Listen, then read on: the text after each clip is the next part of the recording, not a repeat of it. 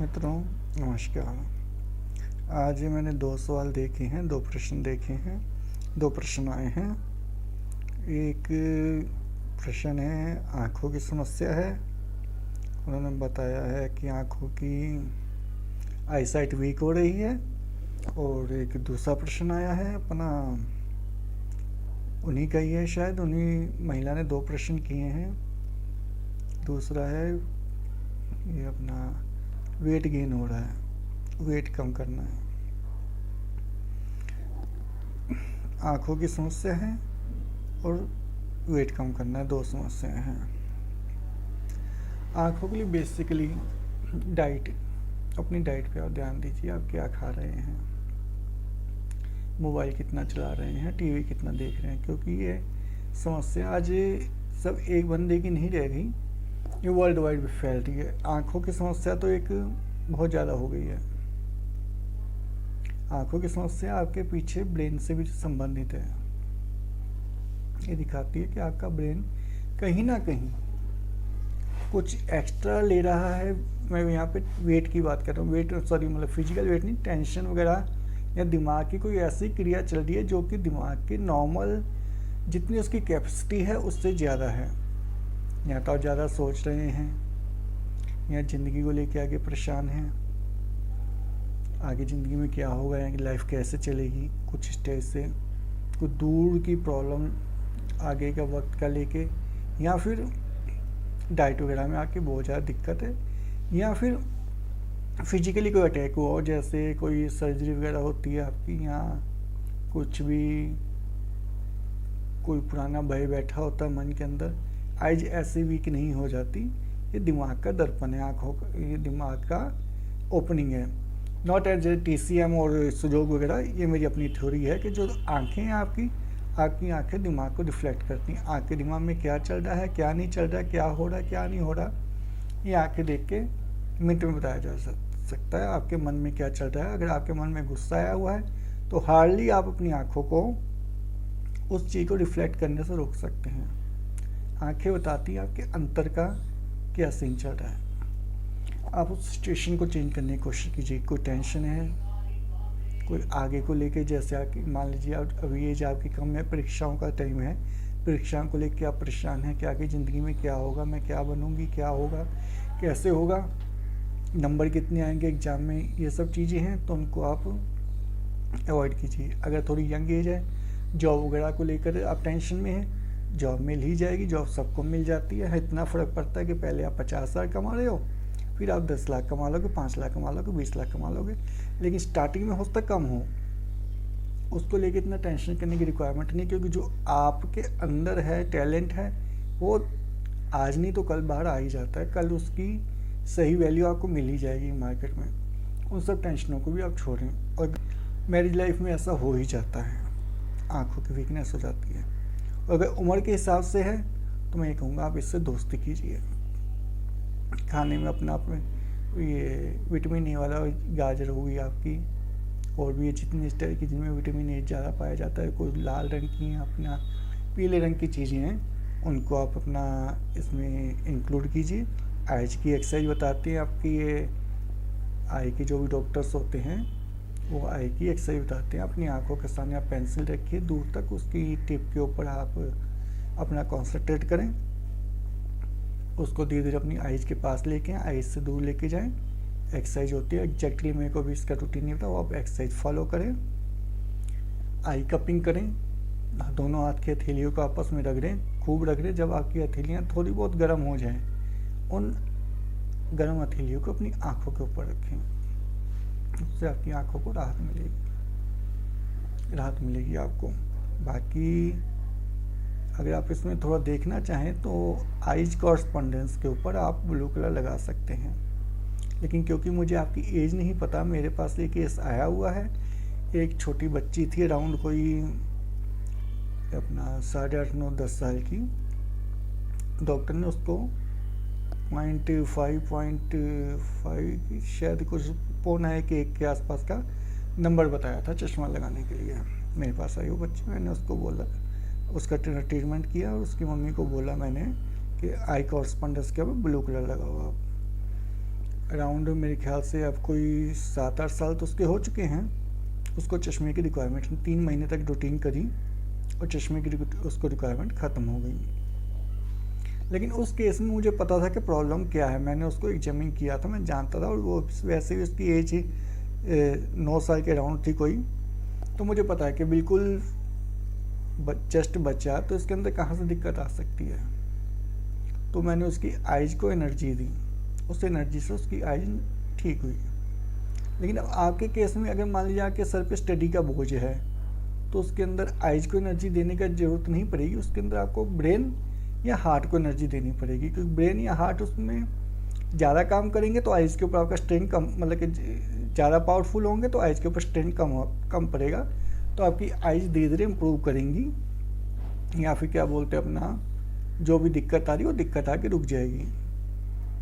और अगर आपकी मान लीजिए कि जॉब वगैरह की टेंशन है, तो उस केस में भी आपके दिमाग पे काम करना पड़ेगा, हेड पे काम करना पड़ेगा, हेड को रिलीफ देनी पड़ेगी, जिससे कि आप फ्यूचर का कम सोचें। आईसाइट वीक होना अपने आप में कोई बीमारी नहीं है, ये आपके अंदर का बताती है कि आपके अंदर कुछ ऐसा चल रहा है जिसको जल्दी कवर करने की ज़रूरत है, नहीं तो आगे चल के समस्या हो सकती है। और आज की डेट में आप देखें तो सारी परेशान है, रात को नींद नहीं आती, गोलियां खाए बिना। ये सब चीज़ें अगर आप कर सकें तो बेटर होगा। आज के लिए बाकी अपनी एज देखते हुए आप, अगर आपकी एज अभी कम ही है, जैसा स्कूल स्टूडेंट है, तो आप इसमें अपना आई कॉरस्पॉन्डेंस पर ब्लू कलर लगाएं और कुछ करने की ज़रूरत नहीं है। और अगर आपकी एज स्कूल एज से ऊपर की है, तो आप थोड़ा अपने खाने में से सुबह का बादाम भिगो कर रखें, उसमें अपना थोड़ा आप आधा 1 चम्मच से सौंफ डाल लें, 1 आधा अखरोट डाल लें, उसको भिगो कर पानी को सुबह फेंक दें और ये खाएं आप छिलका उतार कर। इससे आपकी आईसाइट मैक्सिमम 6 महीने में इम्प्रूव होगी। ये 3 चीज़ें आप इतना करें अभी, और अपना 15 दिन या महीने बाद इसकी मेरे को रूटीन करें। प्लस आप थोड़ा सा प्राणायाम बढ़ा सकते हैं, जिससे आपकी बॉडी के अंदर ऑक्सीजन का लेवल इम्प्रूव हो, ऑक्सीजन का लेवल इम्प्रूव हो, ताकि आपकी पूरी बॉडी में ऑक्सीजन अच्छे से रोटेट कर सके, अच्छे से घूम सके। ये एक बड़ी समस्या है जिसको लोग ध्यान नहीं देते कि आईसाइट और अपना रिपोजिटरी सिस्टम को अलग अलग मानते हैं। लेकिन जो अपना ये आयुर्वेद है या अपना TCM है, वो अलग अलग पार्ट में नहीं देखता। उसके लिए बॉडी एज ए होल है, बीमारी एज ए होल है। सेकेंड वन आप कर सकते हैं पैर के अंगूठे पर बिल्कुल नीचे दाएं बाएं। इसका मैं आप टीम को बोलूँगा चार्ट अपलोड कर देंगे, आप चार्ट देख सकते हैं। अपना पैर के अंगूठे में लीवर कॉरस्पॉन्डेंस को आप टोन करें, इससे आपकी आईसाइट इम्प्रूव होएगी। और अगर इम्प्रूव नहीं भी होगी तो जो आगे बढ़नी है वो नहीं बढ़ेगी, और इसको बढ़ने को रोक कर उसके बाद आपकी इम्प्रूवमेंट स्टार्ट होगी। पहले रोकना होगा कि आगे बढ़े नहीं, सेकंड आपका तब ये इम्प्रूव करना हो, इसको इम्प्रूव करेंगे। ऐसे नहीं कि डायरेक्ट इम्प्रूव नहीं हो सकती, कि डायरेक्ट पहले जो दिक्कत आ रही है उस दिक्कत को रोकेंगे, फिर उसको इम्प्रूव करेंगे।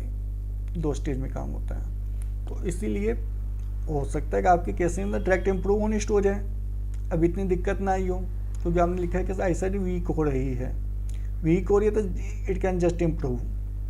अदरवाइज अगर आपको चश्मा लग चुका है तो पहले जो इसकी प्रॉब्लम्स है उस प्रॉब्लम्स को रोका जाएगा कि आगे कोई दिक्कत नहीं है आगे के लिए, और उसके बाद इसको इम्प्रूव किया जाएगा।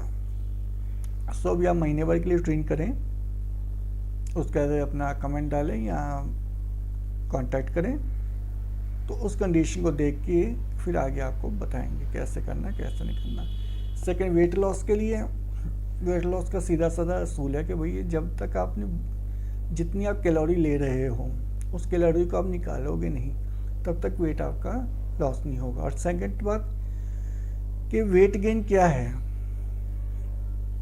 वेट गेन क्या है?